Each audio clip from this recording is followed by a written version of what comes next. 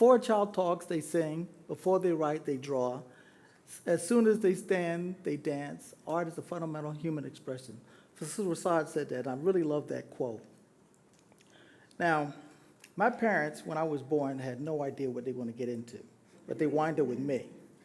What they did was my mom would go to the A&P grocery store and bring back the brown paper bags from the A&P. She would give them to me, and I would tear them open, and then I would draw, do my artwork on it, things that I created. My brothers and sisters, I had 4 other siblings, and I was the second oldest of the 5. And they wind up not really particularly caring about the brown paper bags. I always got the brown paper bag, I got the crayons. That was mine. My parents never, ever wanted me to be an artist. I don't think any parent wanted their kids to be in the creative arts. Right? So anyway, my mom used to say, don't give a cat milk if you don't want him to stay. But I wind up being an artist, and I'm going to talk about support. And my biggest supporter of my craft was my older brother, Charles, right? And this is what we did, and this is how I became an artist, because all my students ask, how do you become an artist? And I tell them this story every time. Main reason is because it's true. My brother and I were sitting in the stoop in Brooklyn, right? And my brother liked to play Army. And the way we play Army is we strike these matches, these wooden stick matches, to build this army, right? So we're striking matches, and we're trying to build this army, and the next thing you know, this old lady stuck her head out the window and said to us, hey, you kids stop playing with matches. And my brother said, mind your business, old lady. So she stuck her head back in the apartment, and we continued to strike matches. About 10 minutes later, we heard a fire engine.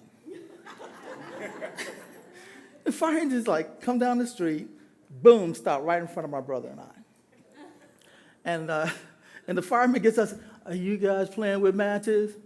And we said, no. What else are you going to say? So they grabbed us, put us on the fire truck, took us to the fire station. So we wound up in the fire station, and they gave us a tour. We took this tour. We saw where they ate, where they slept, how they go up and down the pole. That was fun. I think we went up and down the pole, too. I'm not sure. I can't remember that part. But anyway, the fire chief gave my brother and I some paper and crayons and said, play with these. Come back tomorrow, and let me see what you've done. They put us back on the fire truck and dropped us off where they found us. So my brother started drawing these fire trucks, and they were great. And I'm looking at them, and I said, what does a little brother do? What do we normally do? We cry, right? Teach me. So he goes, okay, I'll teach you. So he taught me how to do these fire trucks, and I was drawing fire trucks all day and all night, probably. So I get up in the next morning, I tell my brother, Charles, we have to take these drawings back to the fire chief. And he said, I ain't going. Big brother. So I said, so what I did was, I threw his drawings away and took mine to the firehouse. All right, so I get there, and the fire chief put my artwork on the marquee. Boy, that was my first gallery, And I would bring my friends, my brother, my sisters, anybody who dared listen to me and look at my artwork. The bad thing about it, I had a bad habit of creating new artwork every day, so he had to keep changing it. I was pretty obsessed. All right. So my brother basically, really, realistically became the very first supporter of my art. Right? So we're going to talk about art. And what do I know about art? What do I know about support? Well, one, I'm an artist myself, and they go to a little double. All right? And then I kind of grew away from the paper bag, right? So the paper bag is now this stuff. So through my talk, I'm going to be showing you different samples of my work. So my 2 boys, I have 2 boys that are in the art field. One is a photographer here in Mississippi. 2 my second child is in advertising in New York City, does TV commercials. So anyway, we wind up having some clues. What kind of clues and what kind of skills do you need to train a creative child? And this is what we did with these two kids who wound up being phenomenal artists. One, what we did was we traveled with them. At a very, very early age, we got them passports, and they went anywhere we went, they went. Two, they had to learn how to communicate with people from different cultures. They had to learn how to talk to adults. They had to learn how to talk about art and have conversations about drawings, paintings, sculptures, that kind of stuff, right? I think we sort of made them take a language or two because you're in a foreign country, you just give them to this old lady and they'll train them, right? But they learned how to get around. They realized the world was way smaller than they thought it really was. Another thing we did with them was we allowed them to draw on the walls, right? We couldn't stop them. You know how kids, when they draw, you go, did you draw that? Oh my God, and you're wiping the wall down. Well, that became too much. So we kind of convinced them not to draw past the height of the furniture. So we can put furniture, And so we did that. And then we wound up teaching them that everything that they create is not always good, right? We would talk to them about how to make things better, right? Don't say, oh, it's wonderful. Say, yo, man, that thing sucks, You want to improve on that, right? And then not everything that they do make it to the refrigerator. The refrigerator was for great stuff, right? It's like a museum. And then what we did was, one of my kids, he kind of liked to wear his Halloween costume, and we'll allow him to wear it way past Halloween. And he would even wear his uniform to school. Spider-Man went to school, but he wore it underneath his clothes. But yet, Spider-Man was there. And in some years, we would buy, 2 costumes. We also had this one conversation with our kids about style, how they dress, because everybody wanted to dress like other kids, blah, blah, blah. And we had this whole conversation with them about personal style, right? If you're going to be a creative kid, you got to have your own look, your own style.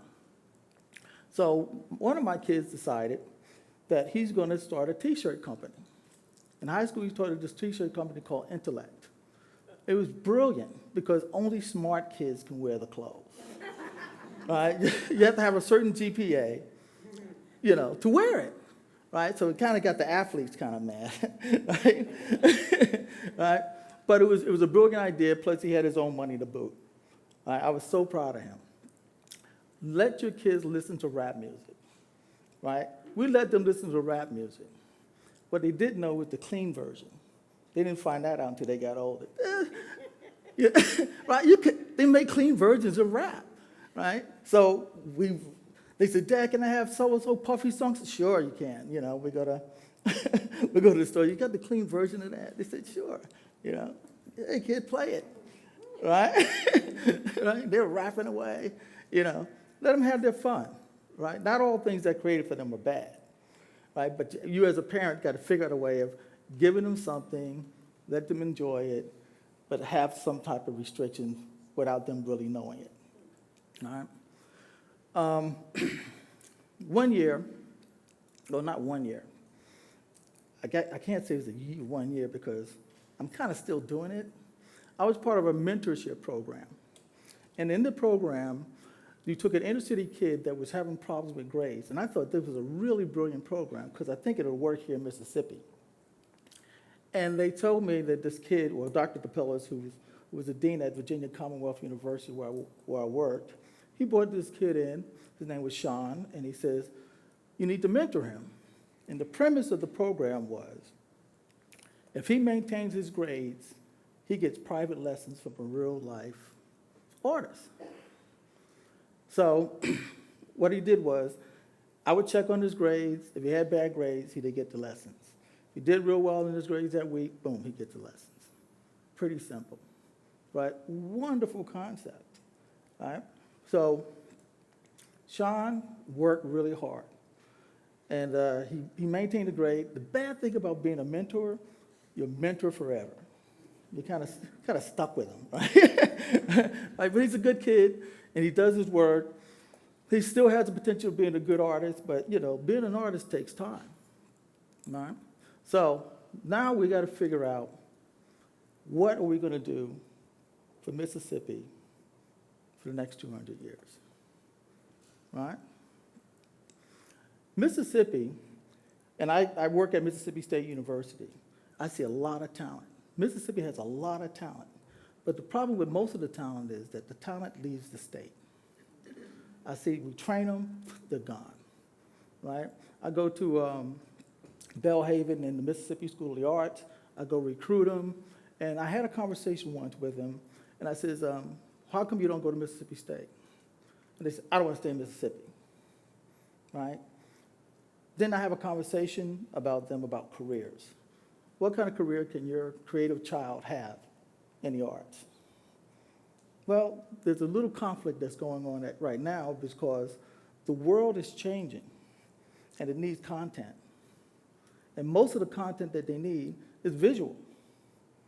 And it's our responsibility to supply that content, right? Through movies, video games, records. You see it every day. Most people don't realize that in the digital world, it's fastly approaching and grossly expanding. Right? It's a big, big market. It's getting big and way more than we can ever imagine. In Mississippi, while everybody is sleeping, grab it, take it, right? Main reason is everybody thinks Mississippi has everything bad about it. We got the worst of everything.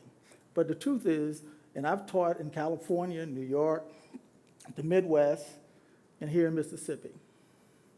And they have the same, if not equal, amount of talent to anybody else in the country.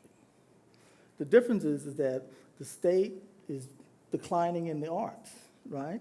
They can provide more arts from K through 12, right? Art for everybody, you know. It's like running for president and you say, everybody gets ice cream, right? Right? Everybody should get art, right? Art helps you with your with creative thinking and creative problem solving. Right? It helps you with all your other classes. It helps you develop with math and science and all the other academic courses. It's an enhancement to ideas and where the future is going to go. We don't spend much time thinking about the future in the visual arts because everybody thinks, or at least my mother thought, that I was going to be poor. Not poor, right? But there are fields that pays pretty well in the arts. And we can be a big part of what that new future in the arts are going to be. So what we need to do as parents is to think about what your creative monsters want to do. You know, put them in classes, put them in art classes, give them as much art supplies as they want, right? Take a course with them, right? Join in. You'll sort of get familiar with your youth, right? Enjoy the idea that you have this thing in your house that has energy and purpose. Thank you.